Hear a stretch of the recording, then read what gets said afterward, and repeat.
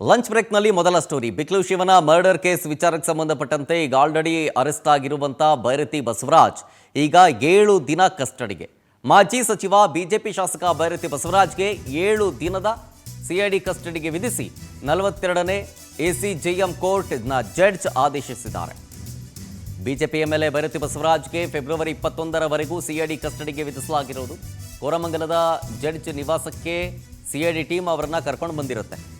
ಜಯದೇವ ಆಸ್ಪತ್ರೆಯಲ್ಲಿ ಡಿಸ್ಚಾರ್ಜ್ ಆದ ಮೇಲೆ ನೇರವಾಗಿ ಜಡ್ಜ್ ಮನೆಗೆ ಕರ್ಕೊಂಡು ಬಂದಂಥ ಸಂದರ್ಭದಲ್ಲಿ ಈ ಬಿಕ್ಲು ಶಿವನ ಮರ್ಡರ್ ಕೇಸ್ನಲ್ಲಿ A5 ಅಂದರೆ ಆರೋಪಿ ನಂಬರ್ 5 ಆಗಿದ್ದಾರೆ ಬೈರತಿ ಬಸವರಾಜ್.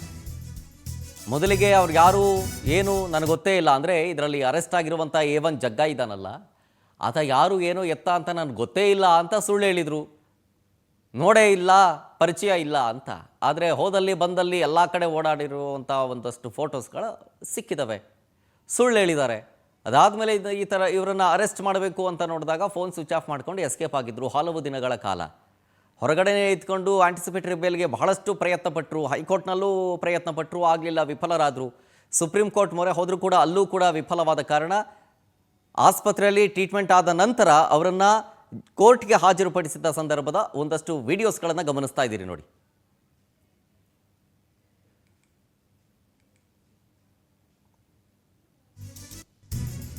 ಬಿಕ್ಲು ಶಿವನ ಮರ್ಡರ್ ಕೇಸಲ್ಲಿ ಬೈರತಿ ಬಸವರಾಜ್ ಅವರನ್ನ ಅರೆಸ್ಟ್ ಮಾಡಿದ್ದಾರೆ. ಈ ಹಿನ್ನೆಲೆಯಲ್ಲಿ ಬೈರತಿ ಬಸವರಾಜ್ ಅವರ ನಿವಾಸಕ್ಕೆ ಬಿಜೆಪಿ ನಾಯಕರು ಭೇಟಿ ಕೊಟ್ಟರು. ಬೈರತಿ ಬಸವರಾಜ್ ಅವರ ಕುಟುಂಬಕ್ಕೆ ಧೈರ್ಯ ತುಂಬಿದ್ದಾರೆ ಬಿಜೆಪಿಯ ಹಲವು ನಾಯಕರು.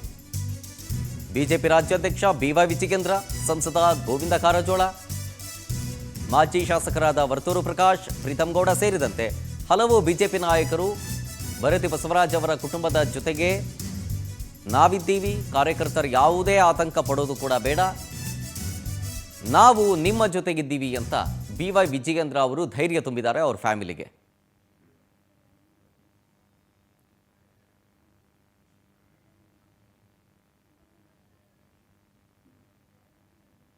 ಬಿಕ್ಲು ಶಿವನ ಮರ್ಡರ್ ಕೇಸ್ ವಿಚಾರಕ್ಕೆ ಸಂಬಂಧಪಟ್ಟಂಥ ಒಂದಷ್ಟು ಡೆವಲಪ್ಮೆಂಟ್ಗಳಿದು.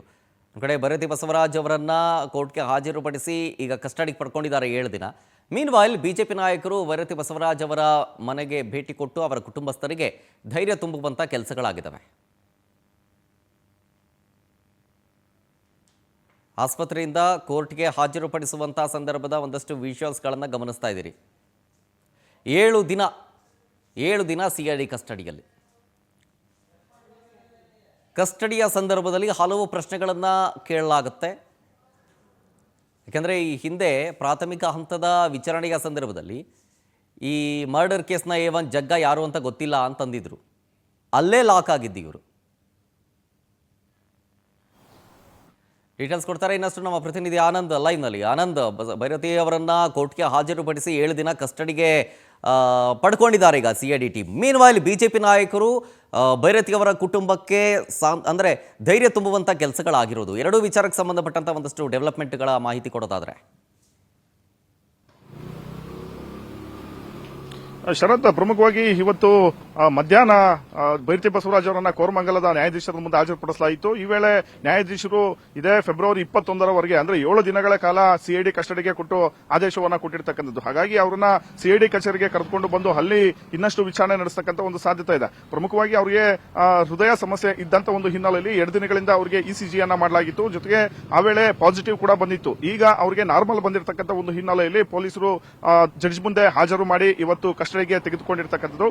ಈಗಾಗಲೇ ಬೈರತಿ ಬಸವರಾಜ್ ಅವರ ಆಪ್ತ ಅಜಿತ್ ಅನ್ನೋರೇನಿದ್ದಾರೆ ಆತನನ್ನು ಕೂಡ CID ಪೊಲೀಸರು ವಶಕ್ಕೆ ಪಡೆದು ಈಗಾಗಲೇ ವಿಚಾರಣೆಯನ್ನು ನಡೆಸ್ತಾ ಇರತಕ್ಕಂಥದ್ದು. ಈಗಾಗಲೇ ಅವರು ಕೂಡ ಪ್ರಕರಣದಲ್ಲಿ ಬೈರತಿ ಬಸವರಾಜ್ ಅವರ ಪಾತ್ರ ಏನು ಅನ್ನೋದ್ರ ಬಗ್ಗೆ ಒಂದಷ್ಟು ಮಾಹಿತಿಗಳನ್ನು ಕೂಡ ಕಲೆ ಹಾಕಿದರೆ ಅವರ ಆಪ್ತರನ್ನು ಕೂಡ ವಶಕ್ಕೆ ಪಡೆದು ವಿಚಾರಣೆಯನ್ನು ಕೂಡ ನಡೆಸ್ತಾ ಇರತಕ್ಕಂಥದ್ದು. ಸದ್ಯ 7 ದಿನಗಳ ಕಸ್ಟಡಿ ಹಿನ್ನೆಲೆಯಲ್ಲಿ ಎಲ್ಲಾ ರೀತಿಯ ಒಂದು ವಿಚಾರಣೆಯನ್ನು ಕೂಡ ಶಾಸಕರು ಎದುರಿಸಬೇಕಾಗುತ್ತೆ. ಈ ಒಂದು ಹಿನ್ನೆಲೆಯಲ್ಲಿ ಪ್ರಮುಖವಾಗಿ ಇವತ್ತು ಬೆಳಗ್ಗೆ ಬಿಜೆಪಿ ನಾಯಕರ ನಿಯೋಗ ಇವತ್ತು ಬೈರತಿ ಬಸವರಾಜ್ ನಿವಾಸಕ್ಕೆ ಹೋಗಿ ಅವರ ಕುಟುಂಬಸ್ಥರಿಗೆ ಧೈರ್ಯವನ್ನು ಕೂಡ ಹೇಳಿ ಬಂದಿರತಕ್ಕಂಥದ್ದು. ಪ್ರಮುಖವಾಗಿ ಗೋವಿಂದ ಕಾರಜೋಳ ಮತ್ತೆ ಈ ಕಡೆ ಬಿಜೆಪಿ ರಾಜ್ಯಾಧ್ಯಕ್ಷ ವಿಜಯೇಂದ್ರ ಆರ್ ಅಶೋಕ್ ಸೇರಿದಂತೆ ಬಹಳಷ್ಟು ಬಿಜೆಪಿ ನಾಯಕರು ಅವರ ನಿವಾಸಕ್ಕೆ ಹೋಗಿ ಧೈರ್ಯ ಹೇಳಿ ಬಂದಿದ್ದಾರೆ. ಈ ಒಂದು ಪ್ರಕರಣದಲ್ಲಿ ರಾಜಕೀಯ ಒಂದು ಷಡ್ಯಂತ್ರದ ಹಿನ್ನೆಲೆಯಲ್ಲಿ ಬೈರತಿ ಬಸವರಾಜ್ ಅವರನ್ನ ಅರೆಸ್ಟ್ ಮಾಡಲಾಗಿದೆ ಅನ್ನೋ ಒಂದು ವಿಚಾರವನ್ನು ಕೂಡ ಪ್ರಸ್ತಾಪ ಮಾಡ್ತಾ ಇರ್ತಕ್ಕಂಥದ್ದು. ಜೊತೆಗೆ ಬೈರತಿ ಬಸವರಾಜ್ ಅವರ ಬೆಂಬಲಿಗರಿಗೂ ಕೂಡ ಒಂದು ರೀತಿ ಬಿಜೆಪಿ ನಾಯಕರು ಅವರಿಗೆ ಒಂದು ಅಭಯವನ್ನ ಹೇಳಿ ಬಂದಿರತಕ್ಕಂಥದ್ದು.